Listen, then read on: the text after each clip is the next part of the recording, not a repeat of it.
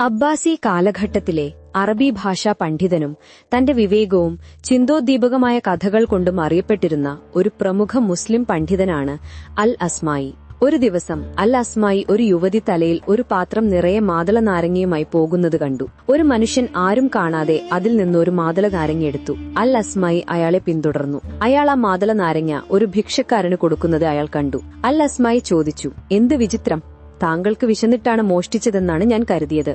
പക്ഷേ അതൊരു ഭിക്ഷക്കാരന് നൽകുകയാണോ?" അയാൾ മറുപടി പറഞ്ഞു, "ഞാൻ എന്റെ രക്ഷിതാവുമായി കച്ചവടം നടത്തുകയാണ്." അത്ഭുതത്തോടെ അൽ അസ്മായി ചോദിച്ചു, "നിങ്ങളുടെ രക്ഷിതാവുമായി കച്ചവടമോ? അതെങ്ങനെയാണ്?" അയാൾ ആത്മവിശ്വാസത്തോടെ വിശദീകരിച്ചു, "ഞാൻ മോഷ്ടിച്ചൊരു പാപം ചെയ്തു. പക്ഷെ അത് ധർമ്മം നൽകിയതിലൂടെ 10 പ്രതിഫലം നേടി. അതിനാൽ എനിക്ക് 9 നന്മകളുണ്ട്." അൽ അസ്മായി മറുപടി പറഞ്ഞു, "അല്ല, നിങ്ങൾ മോഷ്ടിച്ചതിലൂടെ ഒരു പാപം നേടി.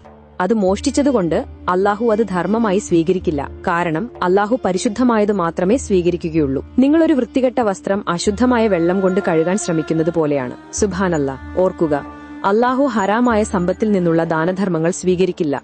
ഒരു നല്ല കാര്യം ഒരിക്കലും ഒരു പാപത്തിന്റെ അടിത്തറയിൽ കെട്ടിപ്പടുത്താൻ കഴിയില്ല. എണ്ണത്തേക്കാൾ പ്രധാനമാണ് പരിശുദ്ധി. ഇതുപോലുള്ള കൂടുതൽ കഥകൾക്കായി ഈ ചാനൽ സബ്സ്ക്രൈബ് ചെയ്യുക.